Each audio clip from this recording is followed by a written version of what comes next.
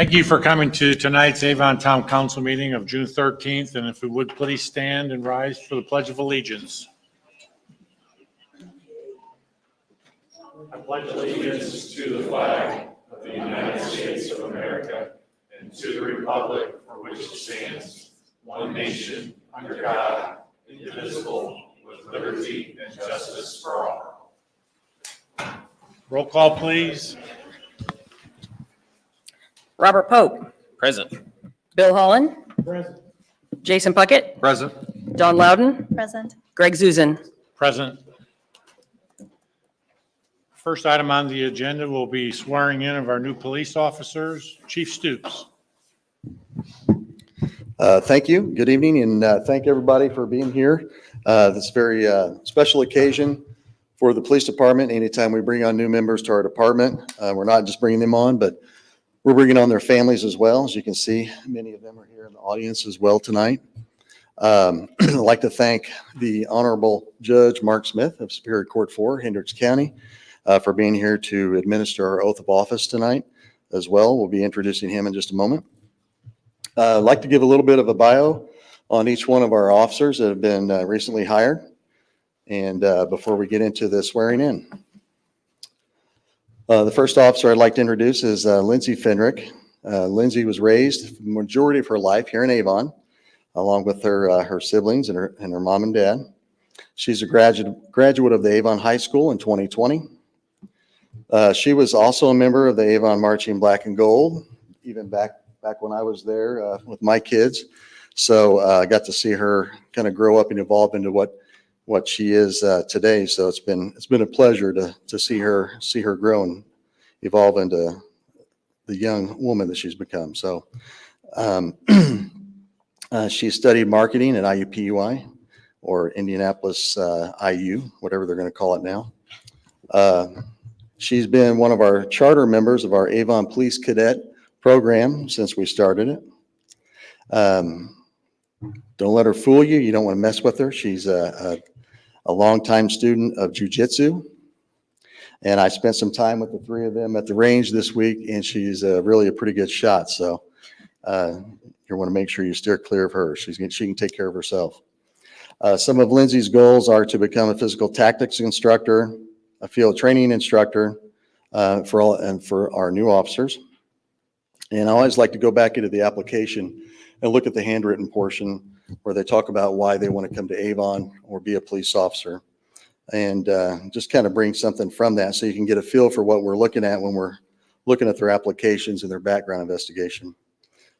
So this is a quote from Lindsay. "I want to be someone that the department counts on for anything that they need, and thus possess the needed knowledge and skill to do so in the future." I thought that was pretty profound. Not only does she want to be here and do the right thing for our community and for the department, but she wants to make sure that she has the skills to do that as well. So that's Lindsay Fenrick. The second officer is Officer Michael Brace. He comes to us from Terre Haute, Indiana. He's a graduate of Terre Haute North Vigo High School back in 2019. He's a graduate of ISU in the field of study of cyber criminology. He's also a veteran of the U.S. Army. So you get that, I guess, but we won't hold that against him too much.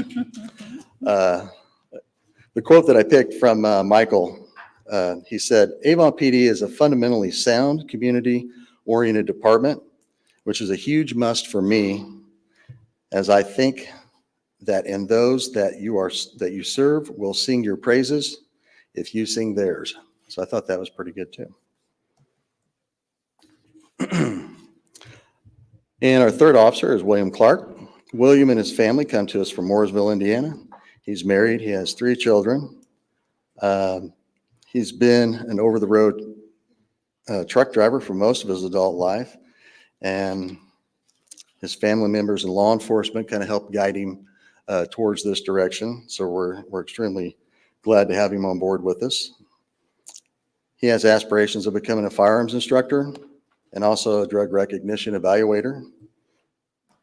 And an interesting quote from William is, "Regardless of their circumstances, I believe everyone should receive equal treatment and protection.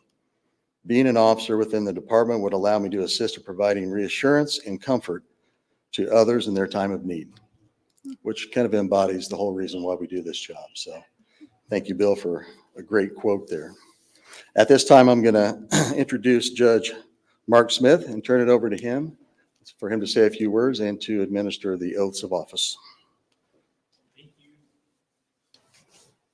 If I could have all three of you come forward for just a minute, I'm going to address you as a group. I've done this differently throughout the course of the years that I've done this, but whenever I'm asked, I always try to just say a couple quick words. I'm not, overly long-winded, I think. A lot of people get tired of hearing me talk in the courtroom because they generally don't like what I have to say. But at any rate, I know when officers come out, and I know you've been out, William, and one of the questions I always get asked, well, let me back up and say this. On behalf of all the people, citizens of Hendricks County, I want to thank you for having the intestinal fortitude to stand here tonight and raise your right hand and take an oath and serve us, okay?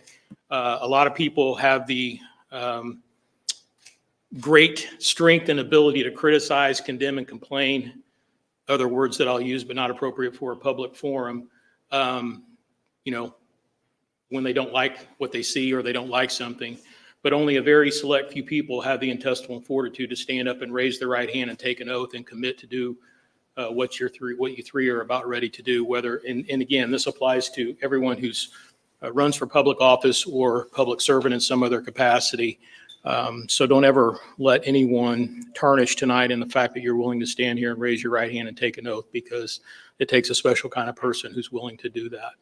So before we go on to the individual swearing in ceremony, one of the things that I always get asked when you guys come out or to bring new officers out is, what's one piece of advice? So I thought tonight I would do something a little bit different. I've never done this before, so you guys are a test trial to see how this works out. I'll have to change it up because now people will see me do it and they'll know the answers and they'll know how it's going to play out. So I'll have to think about it a little bit. So before you get pinned and before you take your oath, there's one last test that you're going to have to complete and pass, okay? So the question to each of you individually, let's pick an OWI stop, because Lord knows we have enough OWI in this county to last, for all departments. OWI stop. Arrest the person, case ends up in front of me. What do you think the number one piece of evidence or the number one type of evidence is that I want to hear?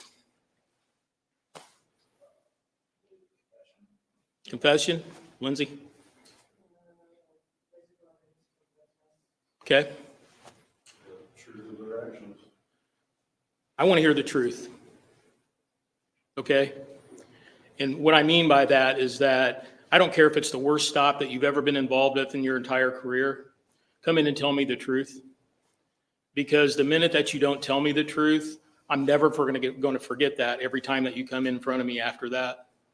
You may not win on that particular case. You may, but you may not win because maybe you made a mistake that had some, bearing or outcome on the case. But the thing is if you're not willing to come in and tell me the truth, you're violating the oath that you're about ready to take. You're tarnishing your own personal reputation forever, because I'm going to tell all the other judges about it. Hey, I had so-and-so in front of me today, and they weren't being honest with me. They weren't truthful. I don't forget that. Judges typically don't forget that. Not only that, you're tarnishing your community and you're tarnishing the other people in the department. So I want the truth. As bad as it may look, just give me the truth. And I can deal with that. Let the prosecutor's office do their job. But you're about to raise your right hand individually, each of you, and swear to to do certain things. And so my encouragement and the reason for this exercise was just to take this oath seriously. You're only going to do it one time, but it's so easy to tarnish this oath and your own personal reputation going forward by one little mishap. And most oftentimes, the way I've seen it play out in the past is that it's really not something that's even outcome determinative on a case. Had they just been honest and admitted a mistake, there would have been no room for the defense attorney to make any use of that. But because of the way that a case played out, they allowed something to happen that should not have happened. So just please be honest, okay? All right, enough said. Lindsay, you're first up on my list. You guys can stand back there. I'll call you up individually. Do you have family here? Okay, come on up.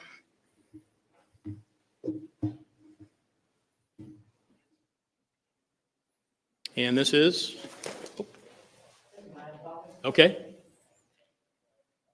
And, oh, I was going to say, I could guess that one in a heartbeat. Mom? Brother? All right, well, welcome, everyone. All right, Lindsay, raise your right hand, repeat after me. I, Lindsay Fenrick, do solemnly swear that I will support the Constitution of the United States and the Constitution of the State of Indiana, and that I will faithfully, impartially, and diligently execute my duties as an officer for the Avon Police Department to the best of my skill and ability, so help me God. Congratulations.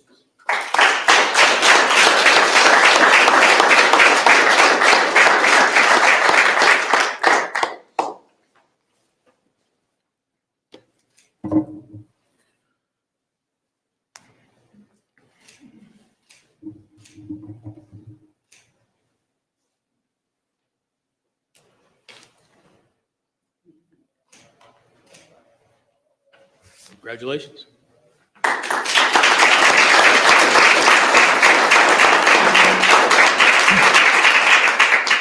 Okay, Michael. My fiance, my beautiful fiance. Congratulations. All right. Yep. There you go. Starting off on the right foot. Raise your right hand. Repeat after me. I, Michael A. Brace, I, Michael A. Brace. do solemnly swear Do solemnly swear that I will support the Constitution of the United States that I will support the Constitution of the United States and the Constitution of the State of Indiana, and the Constitution of the State of Indiana, and that I will faithfully, and that I will faithfully, impartially, impartially, and diligently and diligently execute my duties execute my duties as an officer for the Avon Police Department as an officer for the Avon Police Department to the best of my skill and ability, to the best of my skill and ability. so help me God. So help me God. Congratulations.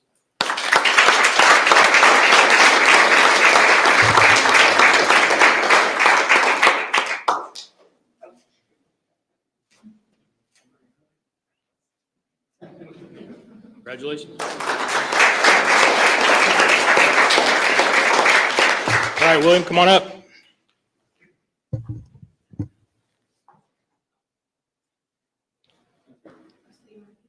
You can bring your whole family up. You don't, come on.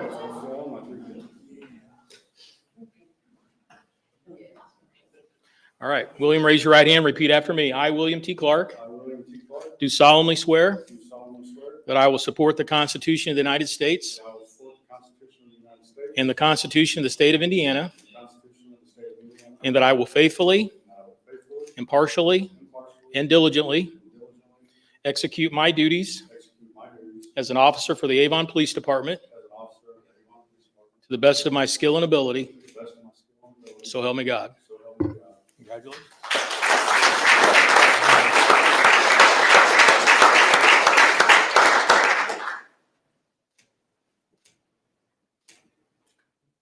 Sir. Congratulations.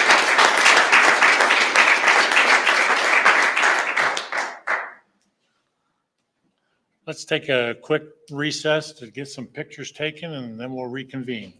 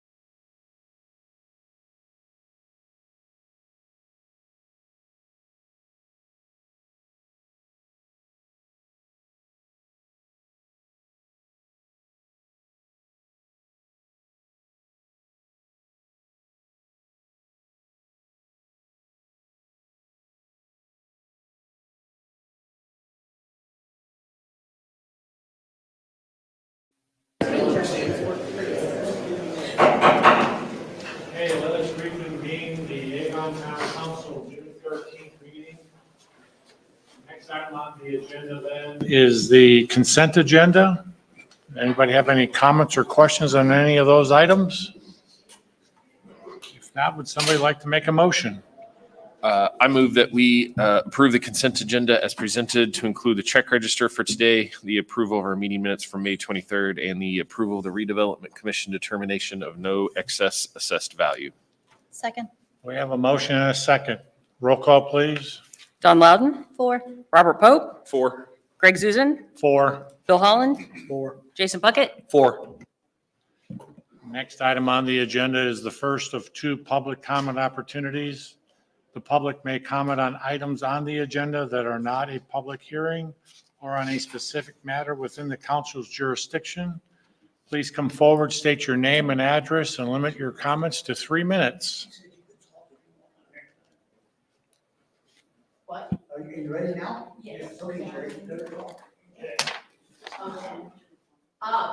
I'm Wanda Ashcraft. Can you gotta go, Where? or take the microphone to her?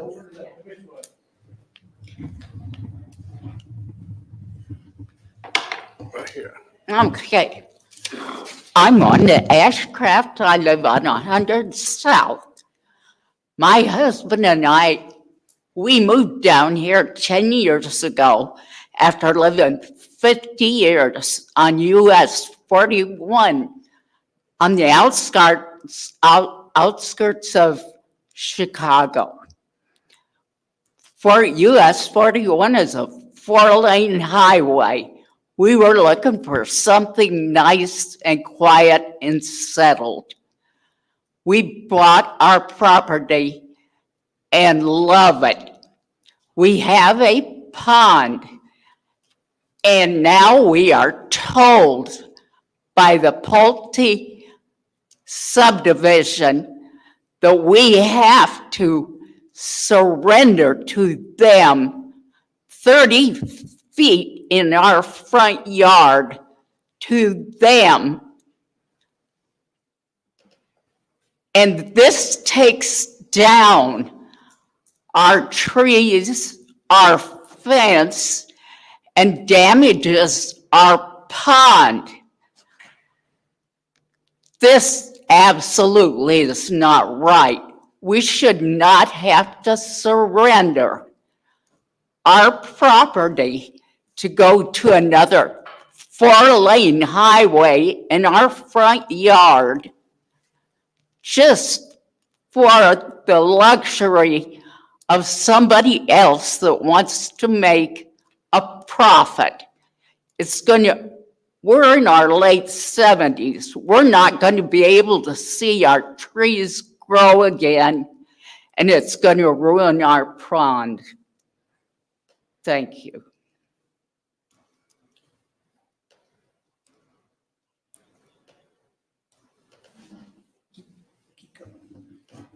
Hey. Is there anybody else that would like to come forward? Yeah. Kim will.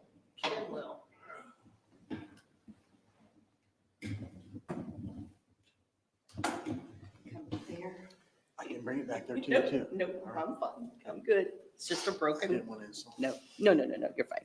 My name is Kimberly Milstead. My husband and I, Stephen, purchased the property next door to the Ashcrafts at 6617 East 100 South, August 21st of last year. After 24 years of living in Brownsburg in a subdivision, when we purchased it, did not open up to 136, did not have Northfield Drive or any of that. We had woods, we had deer, any other kind of wildlife you can think of. And to our dismay, we get a letter from Pulte that, okay, so they want to give us $1,600 for some of our property. However, we did not move to our property to sell it. We too have about 18 beautiful oak trees in our front yard. Our house sits back, and we like that. We like being 100 is busy, but my husband is Whitestown Fire Marshal. He makes very many emergency runs 24/7 out of our driveway. As you can see, I use a cane to ambulate for almost the last 7 years because of an issue with my bones where they break. Our mailbox is across the street. That's going to make all of that construction just to make the acceleration, deceleration lanes. It's going to be a lot of construction. And I'm sorry, Pulte could have found another place within Hendricks County to build a subdivision and not have to disrupt my home. Stephen and I are in our 60s. This is our retirement home. We already left a place that was quiet and serene just to be upheaval. And we're totally against the subdivision, though we know that's passed, but we are definitely not interested in selling one piece of our property. Not one piece. And definitely not for $1,600 for the pain it's going to cause us, the mess and the destruction, not to mention you're taking away our animals. We have deer in our yard and all kinds of things like that. So nowadays, that kind of stuff doesn't make a difference, but that's why we moved there, because of the beauty. And now the trees across the street are going to be destroyed. And once again, this beautiful home we have is being burdened with a bunch of construction that's unnecessary. Thank you. Thank you. Is there anybody else that would like to come forward at this time? My name's Jerry Allen. I also own property that they're trying to, wanting to take, not very much because I own property on both ends of the subdivision that they want. But we have the pond, I also own part of it. And we're worried about the runoff and stuff that runs down. It's coming from there. And if it's going to be more water than what it's already it's taken because they're putting streets and the water in there. And we also got some wildlife that's in the neighborhood. On my property, I've got an eagle's nest, also got hawk's nest on both properties. And we just concerned about where they're going to run the sewers and stuff. That are they going to try to run it down the street, or can they run it off on the backside and run it down to a property that the city owns on the water park, on the northern part of the park, if they could take the sewer down to that way instead of down the street. And we're just concerned about just the traffic it's running up and down the road. It runs faster than what it should.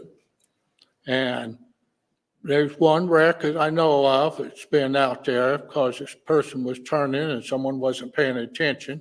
That was several years ago, but there's been no really accidents since then. But the traffic still goes too fast in that dip. And just widening the road ain't going to slow the traffic down. There's other places where the traffic, where the addition is bought, it could be widened on their side.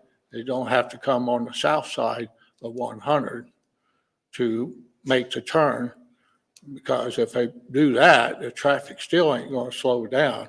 It just might just speed up, because we do have a lot of traffic.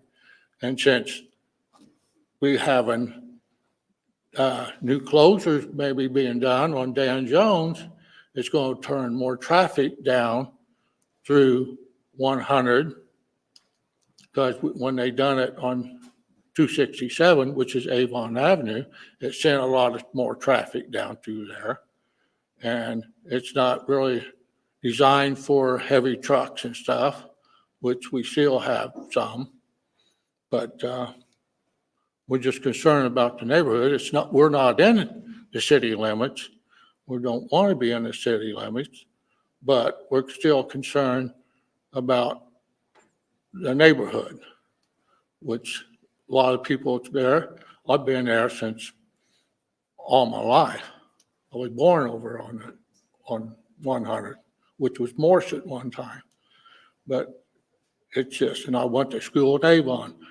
But we're just concerned about, we got a lot of senior citizens on our streets and stuff.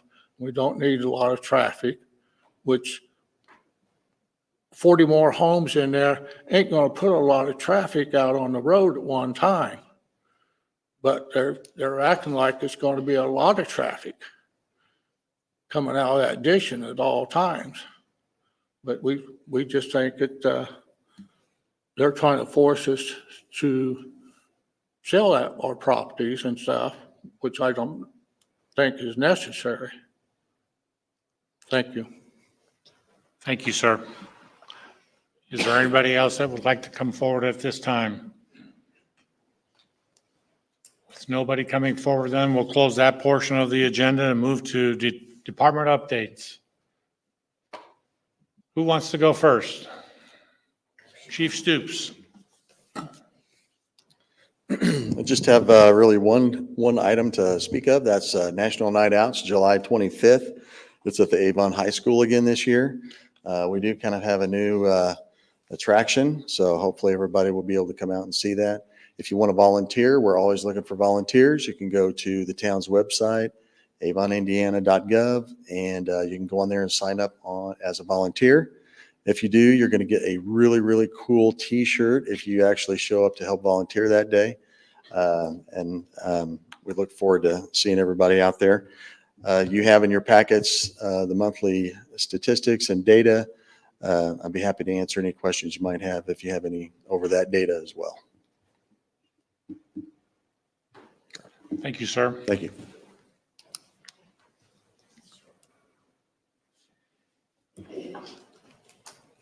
Good evening. Jeez.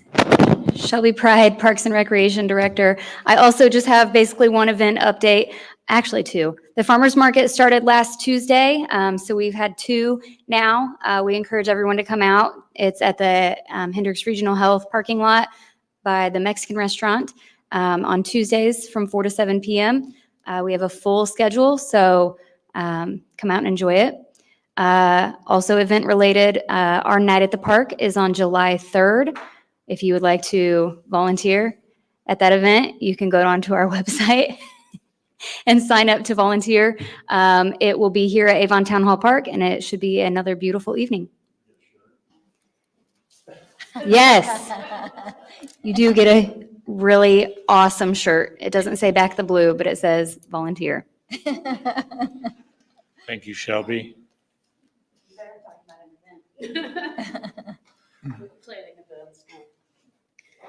Good evening, Linda Albrand, Planning Director. Just a couple of updates from us. The National Floodplain Insurance Program is a program we're required to be part of in order for our residents to have flood insurance, those that are in the floodplain.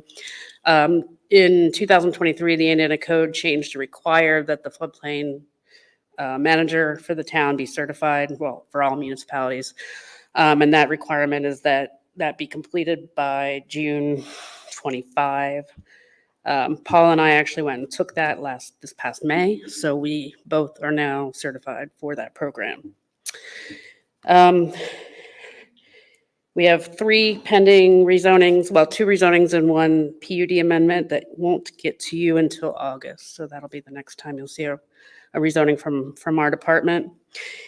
And then, as you're aware, we are working on zoning changes, and I just want to go over some of the topics that we have, and then if you have any others that you want us to look at, please reach out to me so we can start looking at them. But right now, we're looking at drive-through stacking spaces because we've had some difficulty interpreting that, so we want to clarify it.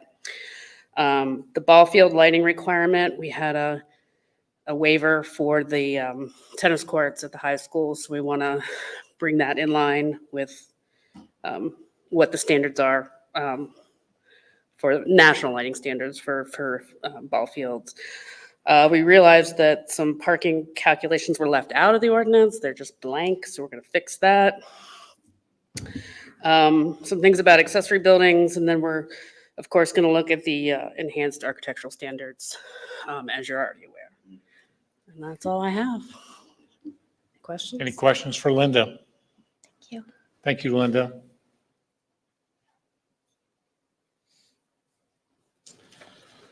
John Taylor, Economic Development Director. And I don't have any t-shirts either. 2 dates I want you to kind of mark on your calendar. July 24th, we'll have the groundbreaking for Easton Gray. That'll take place about 2 o'clock in the afternoon. And on August 1st, we'll have the groundbreak for Project Winston. That's up in Avon Landing. Those 2 projects, when Easton Gray is completed, we think Easton Gray, the value is going to be somewhere between $500 and $600 million. And the building that's going up at, for Winston is a $165 million building. But we'd certainly like all of you to be there for the groundbreak if you can. We've invited the governor, and he's not available, so we're trying to make a decision what other political person we want to invite. So if you have any suggestions, just send that to me and I'll work on that. Any questions for Mr. Taylor? Thank you, John. Okay. Julie, do you have anything? You should be tomorrow getting a report from me. We have closed out the month of May. And as soon as Ryan gets back from vacation, we're starting on our budget. Mr. Moore. Steve Moore, Public Works Director. The big thing we're working on is obviously the Dan Jones roundabout at 150 South. Great progress. We've stabilized the soils for the road, and so now we're not afraid of rain. If rain hits, it'll just sheet off to the side, so we're happy about that, so they can have a good working platform to build up the road bed. Drainage is going very well. They have most of the drainage in now. They've gotten across the road and gotten the east side pretty much done. They're probably 80% done with the drainage part of it. The big drainage structure, I won't call it a bridge because that'll confuse people, but the drainage structure underneath the new roundabout, they've poured the mud slabs yesterday and today. They're going to pour footings next week and start setting the structure, precast structure on the 24th. So making really good progress on that project. Our drainage project at Avon Heights is going really well too. I would say they're probably about 2 weeks away from finishing that. So good progress on our projects. Questions? Any questions for Mr. Moore? Thank you, Steve. Angel, did you have anything that you want to talk about? All right, then let's move on to council comment and liaison reports. Mr. Holland. I don't have anything this evening. Ms. Loudon. Nothing for me. Mr. Puckett. Nothing for me either. Mr. Pope. Very, very little. School board meeting this past Monday, but nothing really special to note there that time of year. Not a lot going on. I just have a few things. Robert and I attended the Bob's Discount Furniture Ribbon Cutting on May 24th. On May 28th, the Plan Commission did have 2 petitions come before us, as Linda said, the schools, and they asked for 3 waivers on their new relocating their tennis courts, which were all granted. And then on the 29th, Ryan and I and Tom Downard went over to McCordsville and met with Rebar Development and looked at a project over there that they'd like to bring to Avon at 150 South and Avon Avenue. And then yesterday I attended the collaboration meeting in place of Ryan, who's on vacation. Let's move on then to Resolution 2024-10, approving the Plan Commission order of Easton Gray Riverwalk. Mr. Taylor? Yes, as you may recall, the Avon Redevelopment Commission has worked with the Eastern Gray to change the allocation area just slightly for the Riverwalk area. You've already heard about that once, and as it makes its round, the next round was that to be considered by your plan commission in order to see whether that from a planning perspective was consistent with the plan of development. We think of the comprehensive plan and the zoning ordinance as the plan of development. And your plan commission found that it did conform to your plan of development. It's exactly what you want to see in that area. Once that occurs, then the approval of the plan commission comes back to you for the sole purpose of affirming the plan commission's determination as to this narrow issue as to whether the intended development conforms with your development plan. Again, the town council has approved this project several times, but here it comes again, one more time on the issue of affirming or modifying or rejecting the plan commission's decision that it is consistent. And that's what this resolution would do, very simply, and it's available for your consideration tonight. Any questions for Mr. Taylor? Would somebody like to make a motion? I'll make a motion that we approve Resolution 2024-10, approving Plan Commission order for Eastern Gray Riverwalk as presented. No, I'll second. We have a motion and a second. Roll call, please. Jason Bucket, 4. Robert Pope, 4. Don Loudon, 4. Greg Zuzen, 4. Bill Holland. 4. Next item on the agenda is legal counsel report. Mr. Taylor. Yes, Anna and I continue to work on technical changes to your code to bring your code up to date with statutory changes that have occurred over the years. At your next meeting, you will have several more, and they're pretty technical in nature, little things, nothing too earth-shattering, but we have made it through a lot of the code. I think, though, there may be 8 or 9 ordinances for introduction at your next meeting and then adoption in July. Thank you. Public comment. This is the second of 2 opportunities for the public. Public may comment on items on the agenda that are not a public hearing or on a specific matter within the council's jurisdiction. Please come forward, state your name and address, and limit your comments to 3 minutes. With nobody coming forward, we'll close that portion of the agenda and move to council comment. Any comments from the council? I would like to welcome the 3 new officers that were sworn in tonight, and to also thank Judge Smith for coming and swearing them in for us this evening. That's it. Anything else? Council calendar. That is me. You have your next meeting is June 27th at 7 p.m. You will have a work session, I think we've all agreed upon before that, starting at 5:30 p.m. And I believe there's still some discussion in the works about a 3rd work session this month that will be a joint one with the school that I think Ryan's been talking to you guys about. I'll let you guys work it out, and I'll just get them noticed. Yeah, I think that one has been scheduled for the 24th at 5:30 over at the School Development Center. With nothing else then to come before us, this meeting is adjourned.